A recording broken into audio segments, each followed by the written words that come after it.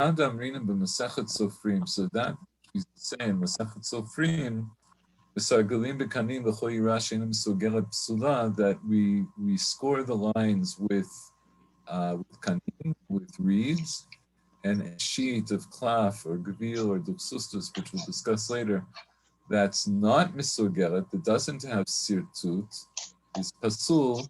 So he said. So from this, it sounds like tefillin would need sirtut, because it says kol yiriyah she'ena misogeret, any sheet, which would imply for anything, say for tefillin or mezuzah, it implies they all have to have sirtut. And he just got finished that tefillin don't have to have sirtut. So he says, from here, ein raya. From here, there is no proof against what I just said. This doesn't disprove the idea that tefillin don't need sirtut. The dilma b'sirtut elyon ayri, because maybe it's only talking about the upper sirtut. In other words, the first line. What he means by sirtut elyon, the upper sirtut, he means the first line. Iri, he's talking about. Maybe the Masechet Sofrim is only talking about the first sirtut. Why? Because it's impossible. It means it's halachically impossible to write 3 words or 4 words out of sirt, which we'll see in a moment. We see that in the Gemara in Gittin. So what he's saying is, even though just a moment ago, the Beit Yosef showed you the proof texts that we understand from them that tefillin do not need sirtut, there is nonetheless an idea that the first line always needs sirtut. The first line of writing always needs sirtut. And even though the Beit Yosef doesn't say this directly, but he's explaining what the Tur said. The Tur here says, I don't have to make sirtut on every line, but it leaves open the possibility that maybe I have to make it on one line. The Tur actually talks more about sirtut elsewhere, not here in Hilchot Tefillin, but for our purposes, this is enough. And so back to the Beit Yosef, this is also what the Rosh wrote in his halachot on Sefer Torah, Sefer HaTruma, Katav Siman Kuf Tzadi Vav. The Sefer HaTruma, who we've also quoted a few times already, he writes, Tefillin einam tzrichim sirtut. Right? So in other words, we have this, we have a general agreement among Rishonim that tefillin needs sirtut, right? We quoted earlier from the Rambam, from the Rosh, from the Sefer HaTruma. All of them say tefillin don't need sirtut, but the Sefer HaTruma goes on to say, Ve'im tomar, if you will say, ha'amrinim b'reish gitin, shtayim kotvim below sirtut, belosh ein kotvim. The Gemara in Masechet Gittin, it's talking there about sirtut, and it says you can write 2, meaning you can write 2 words from Tanakh without sirtut, but 3 you can't write. You can't write 3 words from Tanakh, like from a pasuk, without sirtut. So, Pirish Rabbeinu Yaakov. So Rabbeinu Yaakov here refers to, we call him Rabbeinu Tam, right? His name was Yaakov. Right, so Rabbeinu Yaakov explained this to me in Hainu Shita El Yonah, right? To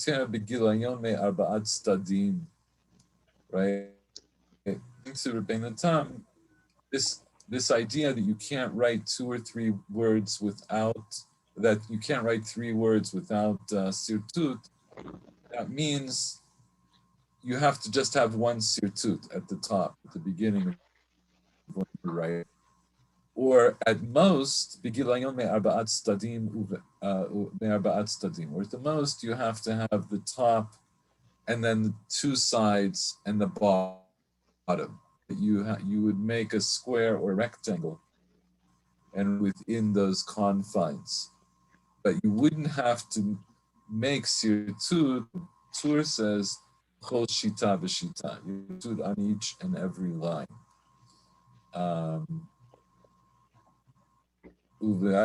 So in the middle of this rectangle that you made, yichtov harbe shurot below sirtut. Then in the middle you can write as many lines as you want with sirtut.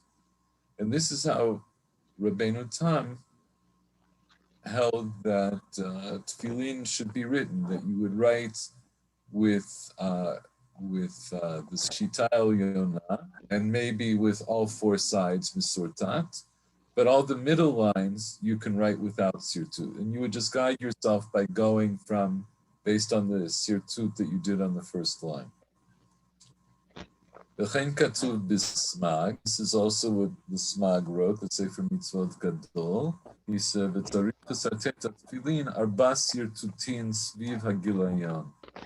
He also said you have to make sirtut on tefillin, that you have to make 4 scorings around the edges, around the margins. Aval ein sarich ben shita l'shita. But you don't need between each line. Right, so all you need would be the first, the bottom line, and the two margins, the left and right margins. V'chein katav Mordechai b'Perek HaKometz. This is also how the Mordechai held in Perek HaKometz. V'chein katuv b'Smak. This is also how the Smak, the Sefer Mitzvot Katan, wrote. V'hagot Maimon Perek Rishon. And this is also the Shita of the Hagot Maimoniot in the first chapter, meaning the first chapter of Hilchot of the Rambam. He also holds this Shita. So now the Beit Yosef has done, till now, he's introduced 2 things. A, tefillin don't need sirtut, except for the first line. But now he's also brought a number of poskim who hold you should have the first line, bottom line, in both sides. So it's up from nothing, right? That tefillin don't need sirtut at all, which is arguably the way the Rambam seems to hold. The Rambam's shita here is a little bit more complicated. In the book tefillin, he doesn't talk about sirtut tefillin. He only says that tefillin, except this, right? That he says that they don't need sirtut. But he doesn't talk about this idea that the top line has to have sirtut. But he talks about that idea elsewhere in the Mishnah Torah. So it could be that the Rambam agrees with these other poskim that at least the first line has to have. But it turns out that there are a number of Rishonim that hold that you have to have the first line, the bottom line, and the 2 margins. Then he brings this other opinion. The Katav Agur is also one of the Rishonim. Or Zarua, the Agur is quoting the Or Zarua, who's also one of the Rishonim. Eino posel im sirtut ben shita l'shita b'tefillin. V'harav simcha posel. So the Agur brings from the Or Zarua held that it's not pasul if you do sirtut for every line. When he says bein shita l'shita, right, he means between each line of writing you would have sirtut that you would hang off the letters from. So he says the Or Zarua holds it's not pasul if you have sirtut line, but actually there is an opinion by Rabbeinu Sim that it is pasul. And that's so based on what we've learned so far, it seems extreme because the worst that we've seen until now is that if you do the sirtut, you're nikra hediot. That you're called a hediot. But based on that, it doesn't mean that it's pasul. But Rabbeinu Simcha says no. If you you do the sirtut on every line in tefillin, the tefillin themselves are pasul. And the Beit Yosef says, the Eini Yodea mehechan ala al da sol bekach. He says, I don't know where it went up in his mind to puzzle based on this, right? To say this is cool. We're on the next page now. Lo amru ela ein tzrichin sirtut, because they said, in other words, they, meaning in the Gemara itself, it said, tefillin don't need sirtut, the afa pishanikra hediot, adding in what Tosfos brought from the Yerushalmi, and even if he would do it, and he would be called a hediot, lo yipasel mipnei kach. It shouldn't become pasul just because you did it, right? In other words, at worst, you could argue that the chatchila you shouldn't do it, but if b'diavad you did it, it would still be kosher. That's what he's saying. In other words, he's saying, I haven't seen any source other than this Rabbeinu Simcha to say that it's actually pasul. He said, but then he says, Umihu matzmahari abuav, shekatab b'shem ha'itur. He says, nonetheless, I did see from the abuav, who brings from the itur. These are all Rishon. The Chad Perusha sirtut betfilin milti yetertahi ufsula ad kan. In other words, he did find, besides Rabbeinu Simcha, that the Maria Bua brought from the Itur, that according to one understanding, one explanation, that sirtut filin is extra, right? Milti terta is a davar mutar, and it's pasul, right? In other words, you don't add things to the tefillin that the Torah adkan. That's the end of his quote. So he brings the Maria Buav b'shem ha'itur to say it wasn't only the Rabbeinu Simcha. There were other Rishonim who held it's pasul to do sirtut on all the lines of tefillin. Nonetheless, hadavar mevuar she'ein ken kamat poskim. And nonetheless, it's understood, it's been explained, that that's not the general agreement of other poskim. So, at this moment, the Beit Yosef has laid out these ideas that, in principle, tefillin don't need sirtut at all. The only reason they need any sirtut is because there's a general rule that any time you're copying psukim from Tanakh, you always have to have, if you're doing 3 or more words, you have to have sirtut on your first line.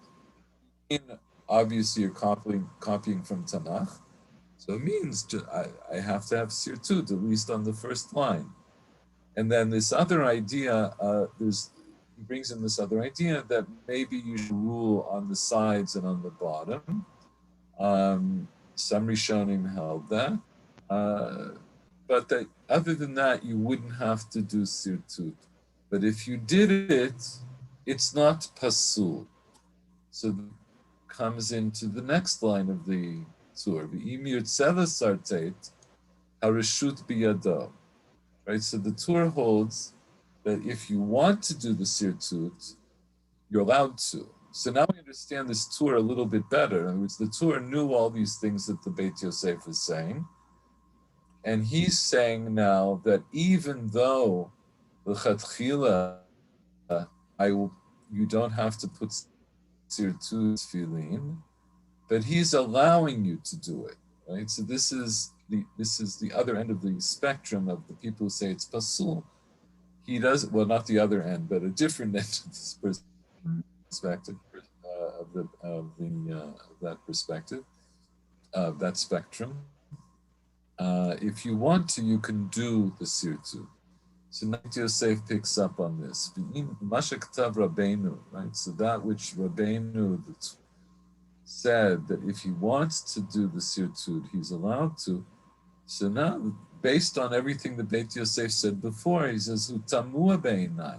He says, this is wondrous, right? This is, something that doesn't make sense in my eyes.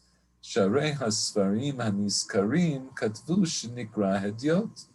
Because look, the books, in other words, the Rishonim that I quoted, they hold, like the Tosfos, that the Yerushalmi, that if you do put the sirtut in, you're nikra hediot, meaning, again, that this is something that is discouraged. So it shouldn't be that if you want to do it, you could do it.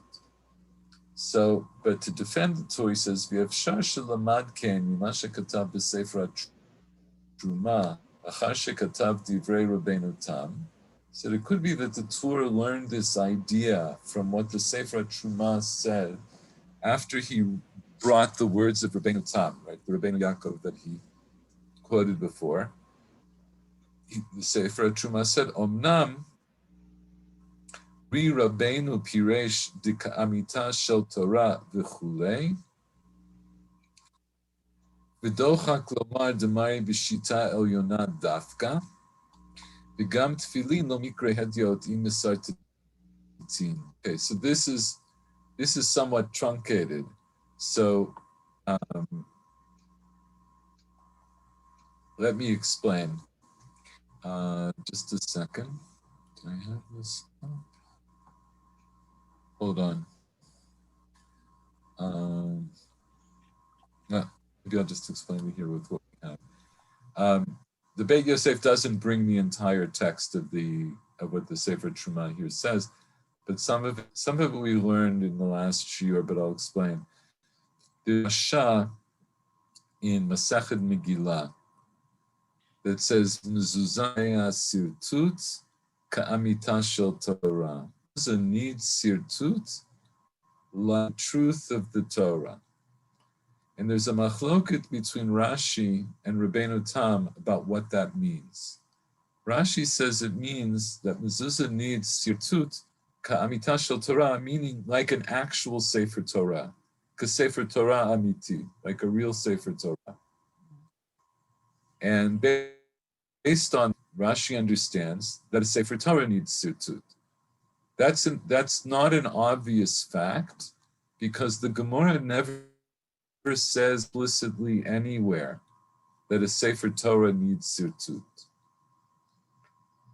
So, as I mentioned earlier in the shiur, the only things that the Gemara says explicitly have to have sirtut are mezuzah, which is from the Sugya Menachot that we did last week, and this Sugya that it's being quoted now from Masechet Megillah. So Rashi says mezuzah needs sirtut ka'amita shel Torah, like the truth of the Torah, meaning it has to have sirtut just like a Sefer Torah. Rashi learns that both mezuzah and Sefer Torah need sirtut.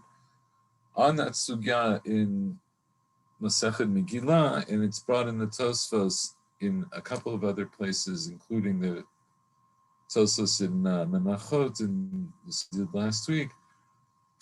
Rabbeinu Tam understands ka'amita shel Torah, like the truth of the Torah. That refers to mezuzah. Oh wait, I'm sorry, I keep saying mezuzah needs sirtut like Sefer Torah. I'm sorry. The Gemara there says Megillah sirtucha sirtut k'Sefer Torah. Pardon me. Anything I said before where I said mezuzah needs sirtut like Sefer Torah, that's a mistake.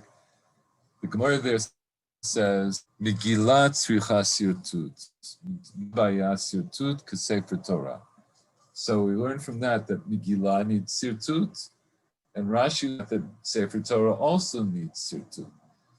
Tosfos learns, Rabbeinu Tam learned, Megillah needs sirtut ka'amita shel Torah, like the truth Torah, meaning Megillah needs sirtut like a mezuzah, right? Because mezuzah said, the Gemara says explicitly that mezuzah needs sirtut, and amita shel Torah, the truth of the Torah, that's a reference to a mezuzah. The mezuzah, because it has the parshiot of Shema and Vayin Shemoa, Kabbalat Ol Malchut Shemayim and Kabbalat Mitzvot, that's the truth of the Torah.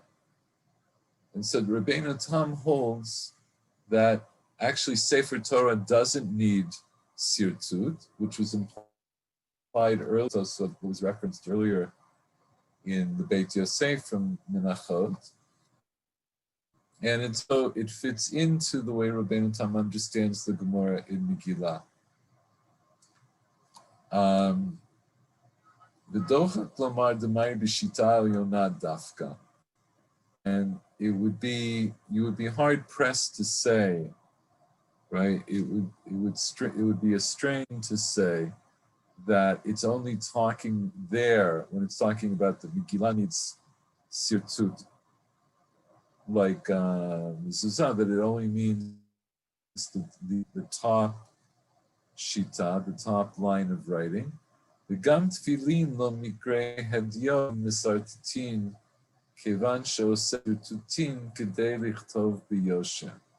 And also tefillin, one is not called a hediot if you do the tutim, right? If you do all of the scoring for every line, kevan she'oseh sirtutin kedei lichtov b'yoshem. Since you're doing the scoring in order to write straight. V'lo min chumra al davar shelo yachol lidei isur. And you're not doing the suit when you do it on tefillin, b'chumra, about something for which you could come to do something forbidden. The implication is the idea that kol hapatur min hadavar nikra hediot. It doesn't mean in any case when you don't have to do something, if you do it, you're a hediot. It means that you do something that you're exempt from if it's dealing with something that could ultimately bring you to do an isur. But here, right, something forbidden. But here, there's nothing forbidden about doing the suit. So you're not even called a hediot if you do sirtut in tefillin. And the Sefer Truma is basically comparing the tefillin to this idea of the sirtut that we learned from Megillah and from Mezuzah, that we understand it means that you have to do sirtut for every line. It wouldn't make sense to say it's only for the first line. It says that they need sirtut. And he adds, once I understand that Megillah and for Mezuzah, I should do the sirtut for every line, then I can also say that there's nothing wrong with doing it tefillin, because you won't be called a hediot for doing something that will not bring you to do something that's asur. Okay, it's a little complicated, but the conclusion is that the Beit Yosef brings from this passage in the Sofrut Truma a support for the idea that the Tur introduced, that if somebody wants to do sirtut, he's allowed to, and he wouldn't be called a hediot. The Beit Yosef will explain himself better now, right? Mashmalei, right? Dahachika amar. So his understanding is that this is the way to read it. This is the way to understand the Sefer Truma. Lo amru b'Yerushalmi. They didn't say in the Yerushalmi, apatur min hadavar v'yasal nikra hediot. That somebody who's exempt from something and does it anyway is called a hediot. Ela kishe'osehu oto b'derech chumra. Only if he is doing it by way of chumra, by way of simply being mach, for no here by sirtut and tefillin, sheino mechavein lekach. That's not his intent. His intent by doing the sirtut isn't to be machmir. Shaharei Eino Davar Isur D'Shayach Bechumra. We're not talking about we're not talking about an Isur where it would be pertinent to talk about Chumrah. What do we mean by that? Let's say,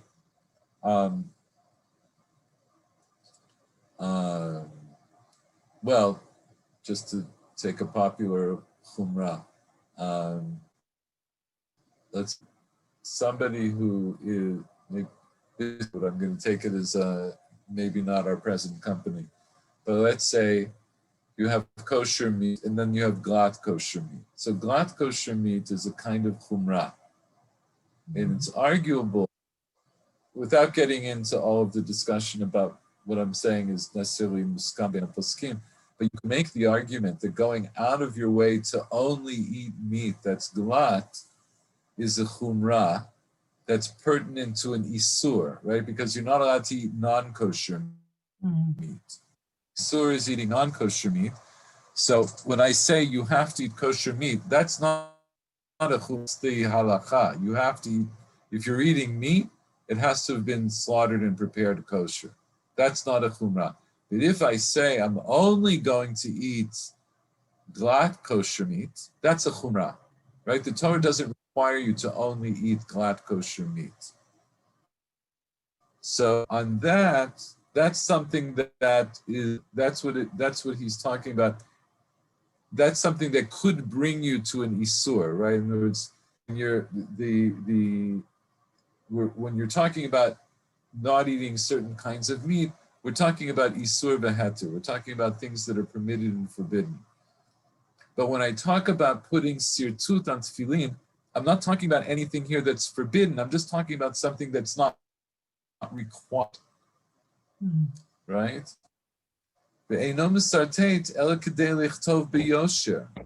Doesn't make sense except to write straight.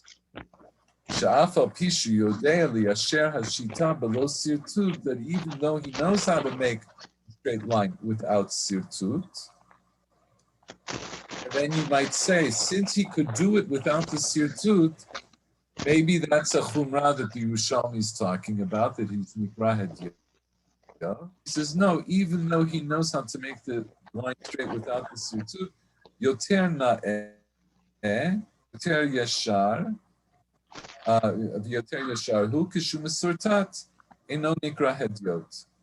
Right? So since it's going to be more straight and nicer, right? It'll be nicer and straighter if he does it with the sirtut.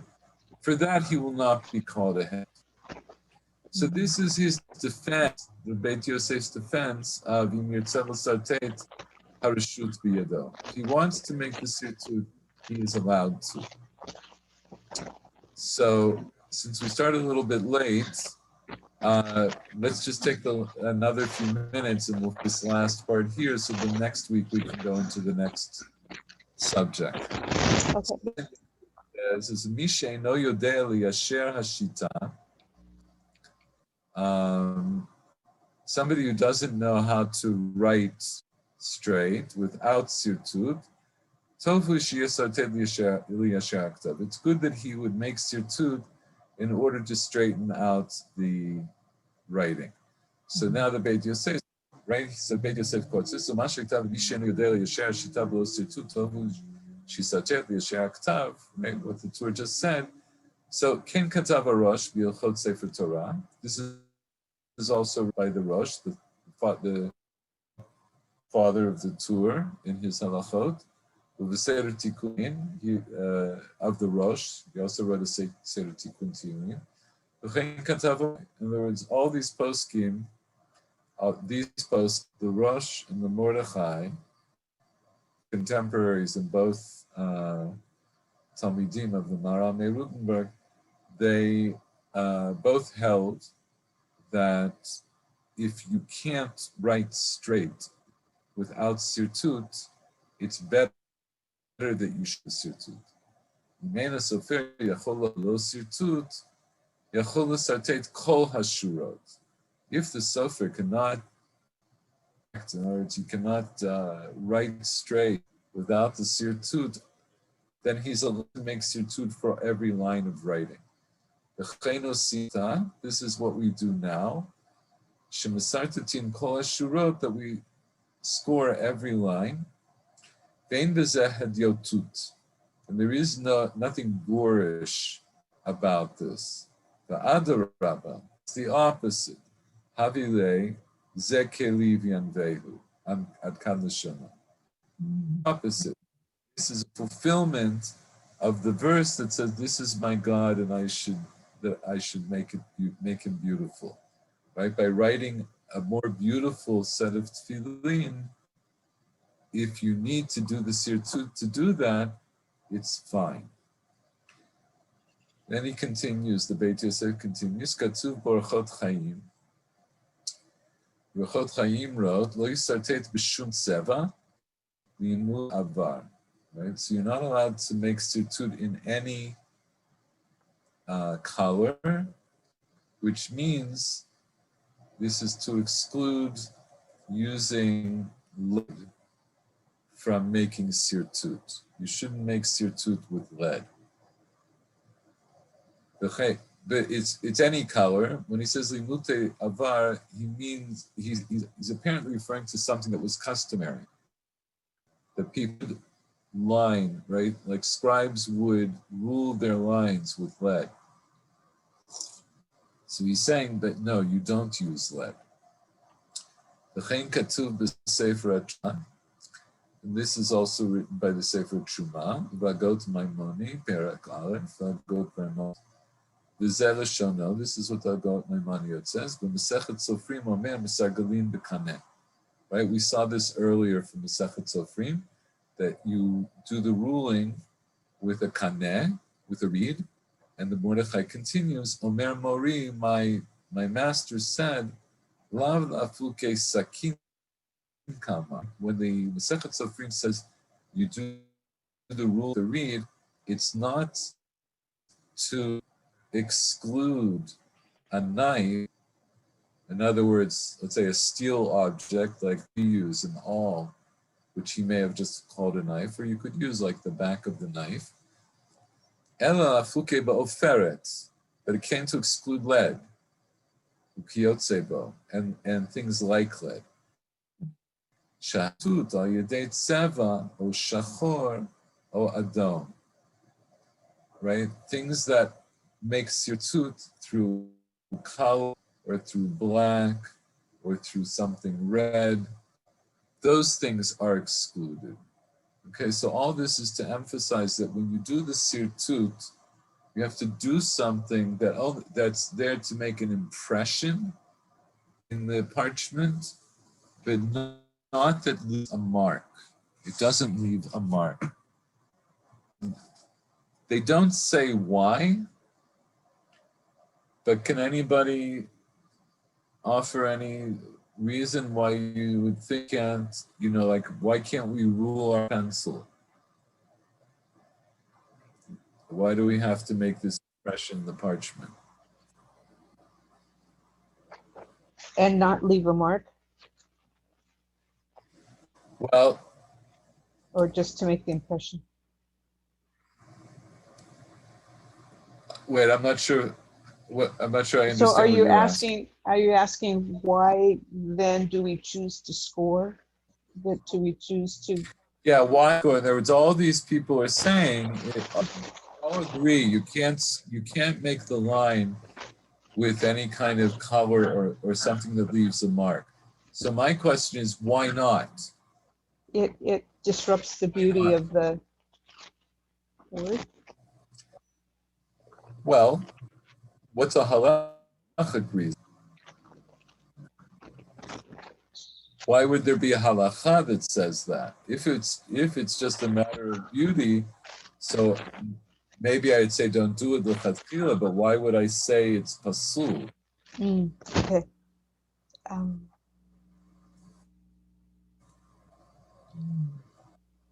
We just went over that. I don't know the answer to that.